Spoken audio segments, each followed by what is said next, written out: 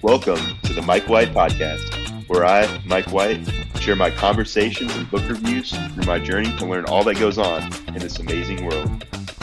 Buckle up and enjoy the ride. All right, welcome to the Mike White Podcast. Today on the podcast, we have a book review. The book is titled Make Your Bed, Little Things That Can Change Your Life and Maybe the World. And the author is Admiral William H. McRaven, U.S. Navy retired. Now, this book is based off a commencement speech Admiral McRaven gave at the University of Texas at Austin in 2014.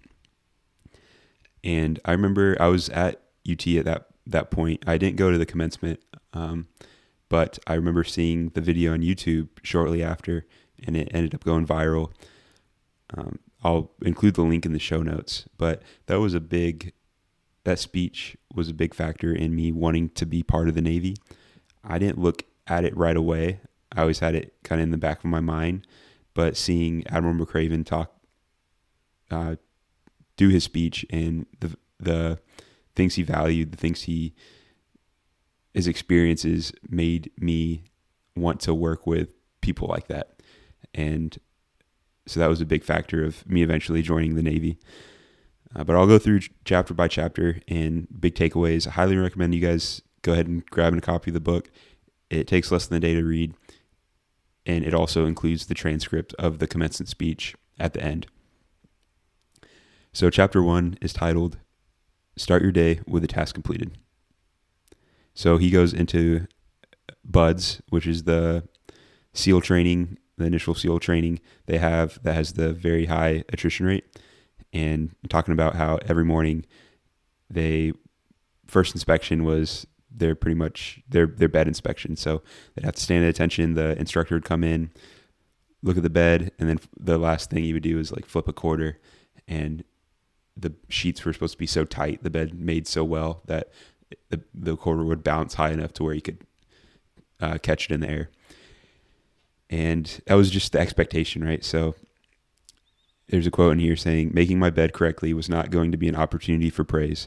It was expected of me. So it's just the non-negotiable, just something you do. And that resonated with me in today's world where so many people do things for external factors, and it's a very second-handed mentality and wanting praise and not having that internal drive of either just discipline and just knowing that anything you do, you're going to do it well because the alternative is not an option. So I liked that quote. And just throughout the chapter, he highlights discipline, attention to detail, and that doing something well. And it kind of reminds me his make the bed thing of it's probably not a great comparison, but the whole morning routine thing, not like people getting their makeup ready, but just in today's world, there's a lot of people that stress having a morning routine every day where you have things planned out. So it just starts your day off right. So whether that be setting your workout gear out the night before, so you wake up and the first thing you do is put on the workout gear. So you're going to get your workout done. It's not trying to talk yourself into doing things that are good at the moment, that feel good at the moment, but long-term are not in your best interest. So that's kind of like, for me, how he talks about making his bed, how getting that first thing done just kind of rolls him into the day, getting a task completed. Now, okay, on to the next task, on the next task. And so it's one of those things where it doesn't just have to be making your bed. It's just having that mentality of not negotiating with yourself and talking yourself out of doing things you should do, but you don't really want to do in the moment. And then he talks about how it's making his bed is the one consistent thing throughout his life. And talked about how like soldiers, they all understood that life is hard and sometimes there's little you can do to affect the outcome of your day. so the things that you can affect, you should do correctly, because some things are just out of your control and you can't do anything about them. But the things in your control, you should get after it. All right. So chapter 2 is titled "You Can't Go It Alone." So this one talks a lot about teamwork, and his example for teamwork is in Buds. They have a raft. I think it's a 6-man team. I could be wrong, but there's quite a few of them. And then if you've seen the videos or the images, they're all holding the raft on top of their head, and they go into the water and they have to break through the waves, usually in the dark, in the cold. And so he talks about how you can't go it alone. That evolution requires everyone to be in sync, and if someone's going to be tired or fatigued, not everyone's going to be 100% every day. So the people that are in good shape, they need to sometimes pull a little bit more than their weight, and just thinking that teamwork and getting things done together is, you can do a lot more. And having that like support group, because no one's going to be 100% their whole life. So his other example is he had a really bad parachuting accident, and he pretty much ripped his pelvis apart. It sounds pretty gruesome. And one of the biggest things that helped him through is having that support group. Life's going to throw challenges at you, and having that team will be huge. So don't go it alone. Chapter 3, only the size of your heart matters. So it talks about a story here about a 5'4" seaman recruit. So one of probably 18, 19 years old, doing the 2-mile swim in Buds, and everyone was saying that he wasn't going to be able to compete, and he just blows him out of the water. Like, the determination and grit is always more than talent. That's the classic quote. I forgot who said it, but I remember growing up, some athlete, talent or hard work beats talent when talent doesn't work hard. So that's what that reminded me of. And also talks about, so size of your heart and your passion, your desire, your goals. It talks about going and touring the SEAL headquarters, or I don't know what you call them, but the SEAL building in Coronado there, when he was a midshipman at University of Texas in ROTC. And he got permission to go by himself, because there's not many people that actually go SEALs. So while the rest of the group was touring the ships there in San Diego, he went and toured the SEAL facility. And here's a quote in there. It says, "My heart began to beat a little faster. This was exactly where I wanted to be in a year."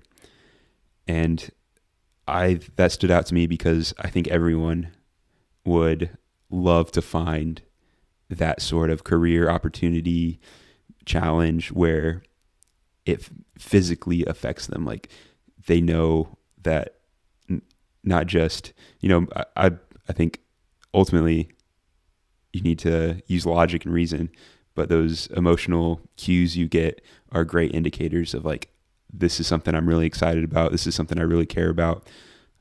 And he found that in SEAL training. And then another example of how only the size of your heart matters. It talks about on that trip, when he was getting all excited about, this is where I want to be, this is what I want to do.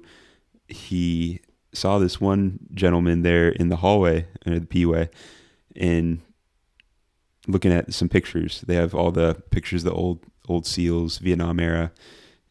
And he's like, this guy must be waiting to talk to the lieutenant, same as me. He's like, because this guy looked thin, small, and so he thought he was just another kid, just waiting to talk to the LT. But it ended up being a Vietnam Medal of Honor recipient, Tommy Morris, and they talk about him and his journey through SEAL training and being a SEAL.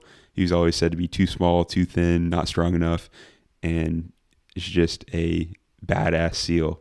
So no matter what there's certain things where, yeah, you're not going to play in the NBA if you're 5 foot unless you can shoot from half court.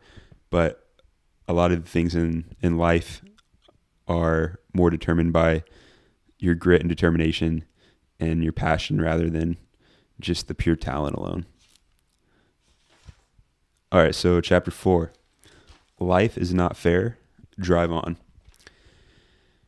All right, so this is his example here is getting wet, or what do you call it? The sugar cookie. So wet and sandy when they're in SEAL training. And sometimes it's just the instructor will tell you, go get wet and sandy, and there's no good reason. But the reason is just deal with the punches type thing. Like, even if you do well, sometimes it's not going to have a good result. And not letting that get to you. So he talks about this Lieutenant Moki Martin. He was an instructor there, and that was his quote. He said, sometimes the only thing they got for all their effort was wet and sandy. And so Lieutenant Martin made Admiral McRaven, when he was a student there, get wet and sandy for no reason. And later in this chapter, he talks about how Lieutenant Martin was a big cyclist and got in a very bad cycling accident, got paralyzed, and his attitude after that was just the same. He understood, like, okay, this happened. There's nothing I can do to change the circumstance, but I can make the most out of it. And he kept that attitude the whole way. And now, like, Lieutenant Martin still does, I don't know if it's a triathlon or he still, like, runs a race out there and is just living life. So here's one of the quotes I liked from this chapter. It is easy to think that where you were raised, how your parents treated you, or what school you went to is all that determines your future. Nothing could be further from the truth. So that's especially true in America, where it's not a quality of outcome, but it's not a quality of opportunity. It's a quality under the law. So everyone, it's an open playing field. Some people are going to be naturally more gifted in some places, but really there's no excuse to just say the game's rigged. There's some exceptions, right? So it's not a totally free country and it could be better, but ultimately that's, like, reminds me of the American dream, is you're equal under the law, and everything else, it is your playing field. Like, go and make what you want to make, do what you want to do. And another quote, sometimes no matter how hard you try, no matter how good you are, you still end up as a sugar cookie. Don't complain. Don't blame it on your misfortune. Stand tall, look to the future, and drive on. So that's one of those things. You can't change the past. Now, chapter 4, failure can make you stronger. All right, so he talks about him and his swim buddy. They came in last in one of the evolutions, so they got added to the circus list. So this circus list required 2 extra hours of calisthenics every day at the end of their buds training. And this was just a terrible list to be on, because you're doing 2 extra hours and now you go right back into training. So the next event, the next day, you're going to be even more fatigued, likely will not make the time again, and you'll go back into doing calisthenics, and it's hard to get off the list once you're on it. So they call it, it's almost like a death spiral once you get on the list. But they just kept their heads down, kept putting in the work, and ultimately at the final swim, they were the first swim pair to make it. So those extra extra effort, extra time they put in because they weren't meeting the expectations ultimately put them ahead of all their peers that weren't doing the extra time. So it's one of those things where failure can be an indicator. It's not something that just like, oh, poor me, I'm going to give up. It can be an indicator of like, oh, I need to change something. I need to do more. I need to do something differently to make myself stronger, better. And so use it as motivation, not as something to let your spirits get down on you. Here's a quote. You will pay for your failures, but if you let those failures teach you and strengthen you, then you will be prepared to handle life's toughest moments. Another quote, I use my previous failure as motivation to outwork, outhustle, and outperform everyone in the platoon. I sometimes fell short of being the best, but I never fell short of giving it my best. So I like this quote a lot. I also think it's a kind of a dichotomy there where you don't want to just constantly compare yourself to others. But the other mindset shift, which I think is healthy, if you see someone like, if they're doing it, why can't I do it type thing. So there's some cases where there's natural talent and stuff like that where you'll never match a person at something. And that's when I think it's silly to get down on yourself if you're put in all that effort and still aren't the best, because only one person can be the best. However, if someone's doing something and you realize, oh, this is how they did it and I can do that, that's a healthy mindset. So I think there's a little dichotomy there.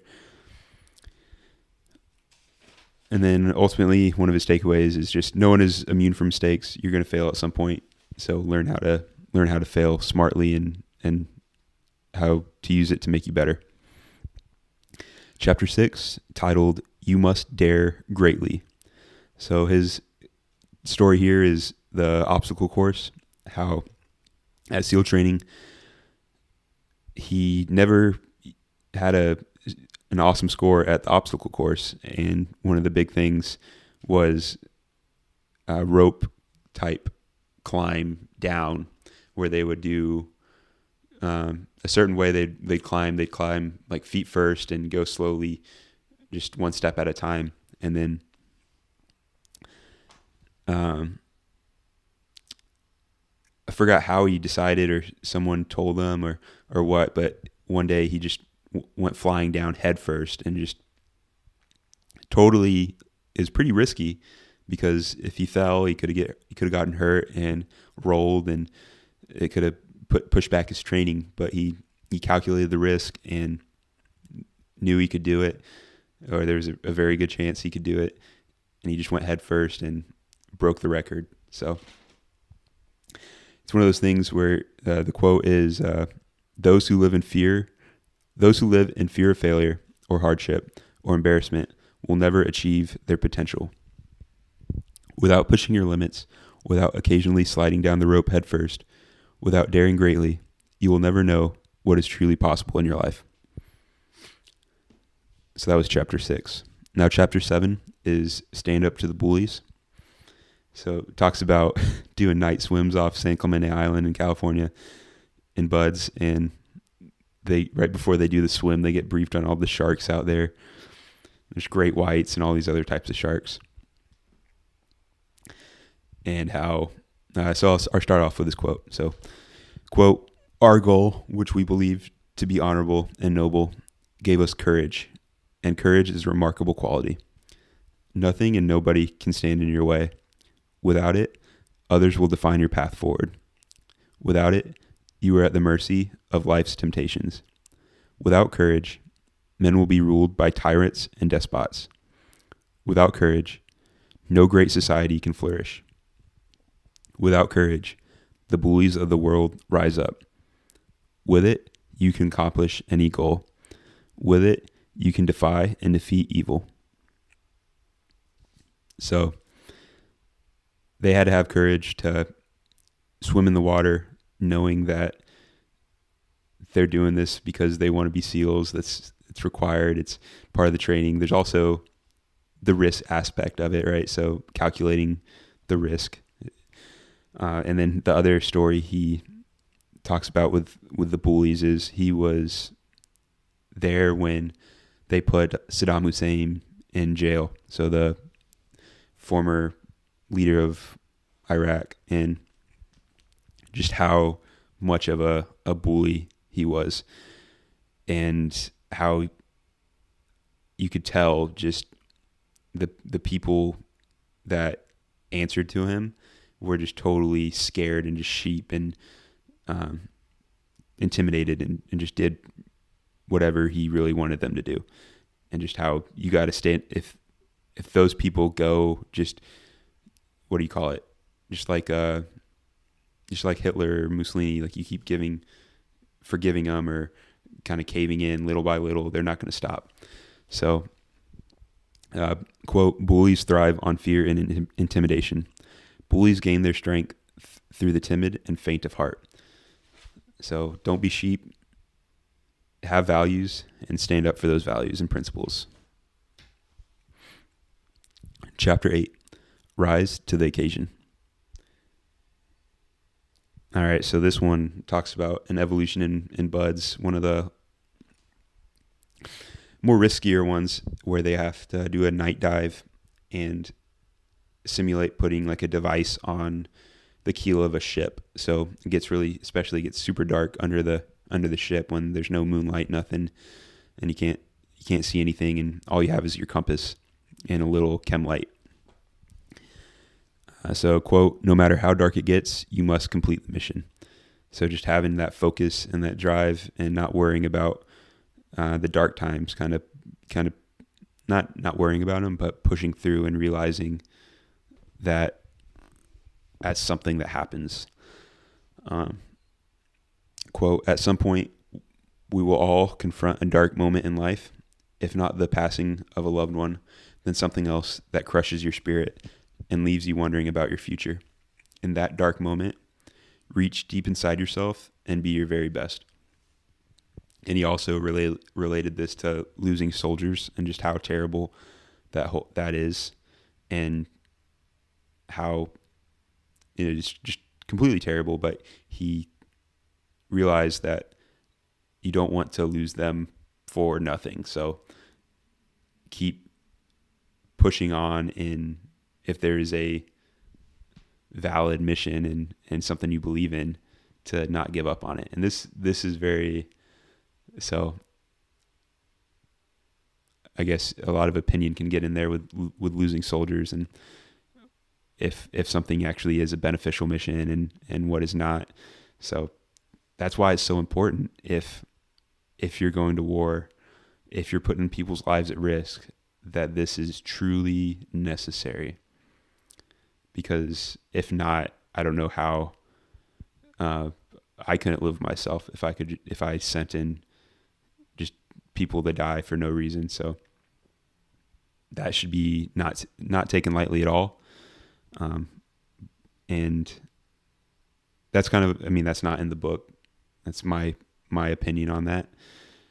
But his whole point in the chapter there is that there's going to be dark times, and you have to be able to handle them and push through and carry on. All right, so chapter 9, titled "Give People Hope," talks about one of the evolutions they did in buds, where they're in the mud flats and they're just covered in mud. It's freezing outside, and they're just having to stand there, just freezing their asses off. And the instructors are like, okay, if 5 of y'all quit, we'll all go around the fire and we'll get out of the mud, get warm. They just need 5 of y'all to quit.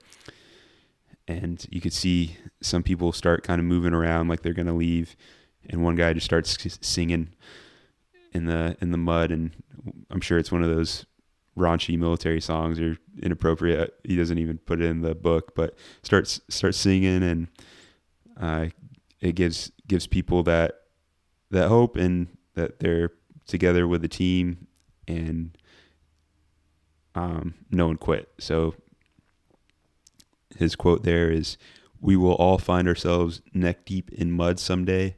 That is the time to sing loudly, to smile broadly, to lift up those around you and give them hope that tomorrow will be a better day.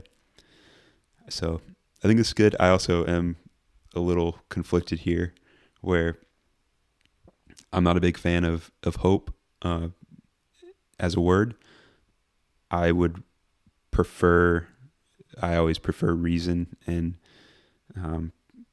facts, and hope is a little too much faith-based for me, but I understand, like I could see that where if you have a team or a group together, and encouragement will, and as long as it's valid encouragement, like they know it's going to end at some point. They're not going to keep them out forever. They're not going to freeze them to death. So sometimes in those situations, you can't think of the big picture and detach yourself. But if you have a group, that can help. So that's my takeaway there. I know it's Admiral McRaven is more, I'd have to ask him or see exactly what he means by hope. I'm not a big fan of the word, but I can see the intent in this chapter and how that can be beneficial. All right, chapter 10, titled Never Ever Quit. Quote, "It doesn't sound particularly profound, but life constantly puts you in situations where quitting seems so much easier than continuing on, where the odds are so stacked against you that giving up seems the rational thing to do." So I think this is a great default rule to live by. However, I think there's a dichotomy to this as well. You got to have that why. It's like, why are you doing this? If there is no why, then I think quitting's fine.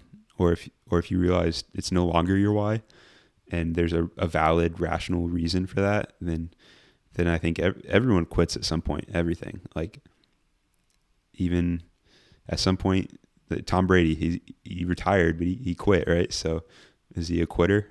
So I think it's a dichotomy there where if you really care about it, don't quit. But you also should evaluate what you care about, what you value, and why.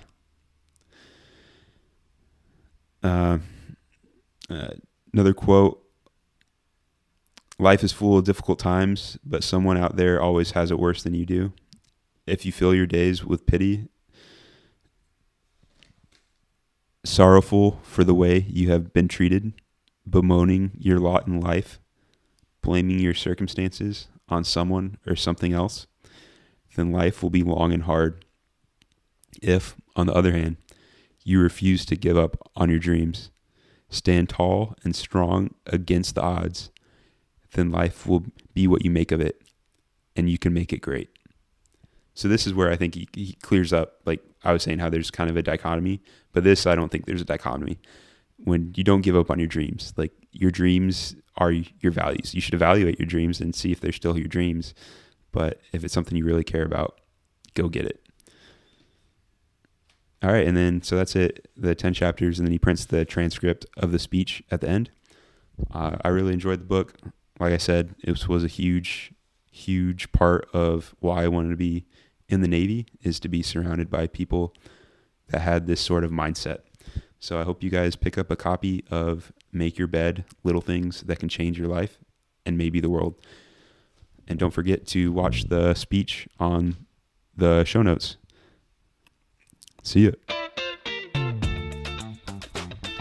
Thank you for listening to the Mike White Podcast. Be sure to follow us on Instagram and TikTok at Mike White Pod, and subscribe to the YouTube channel. Y'all have a great day.